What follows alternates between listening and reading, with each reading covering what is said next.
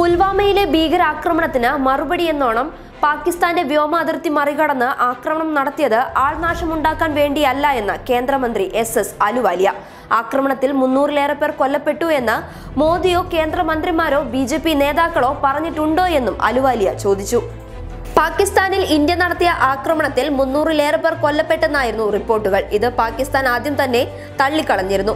തീവ്രവാദികൾക്ക് മുന്നറിയിപ്പ് നൽകുക എന്നതായിരുന്നു പാകിസ്ഥാനിൽ കയറിയുള്ള ആക്രമണത്തിലൂടെ ലക്ഷ്യമിട്ടതെന്നാണ് അലുവാലിയ പറയുന്നത്. അലുവാലിയയുടെ വാക്കുകളെ BJP നേതൃത്വം നിഷേധിച്ചിട്ടില്ല. വലിയ തോതിലുള്ള ആൾനാശം പാകിസ്ഥാനിൽ ഉണ്ടാക്കുക എന്ന ലക്ഷ്യത്തോടെ ആയിരുന്നില്ല ആക്രമണം എന്നാണ് കേന്ദ്രമന്ത്രി പറയുന്നത്. മോദി അടക്കമുള്ള നേതാക്കളാരും ആൾനാശത്തെക്കുറിച്ച് പ്രസംഗിച്ചിട്ടില്ലല്ലോ എന്നും അലുവാലിയ ചോദിക്കുന്ന വീഡിയോ സോഷ്യൽ മീഡിയയിൽ വൈറലായിട്ടുണ്ട്. CPM-ഉം തൃണമൂൽ കോൺഗ്രസും വീഡിയോ ഏറ്റെടുത്ത് രംഗത്ത് വന്നിട്ടുണ്ട്.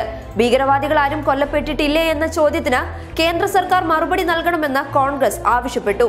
എത്ര ഭീകരവാദികൾ കൊല്ലപ്പെട്ടിട്ടുണ്ടെന്ന് വ്യക്തമാക്കാൻ തൃണമൂൽ കോൺഗ്രസ് നേരത്തെ തന്നെ ആവശ്യം ഉന്നയിച്ചിരുന്നു. News desk public Kerala.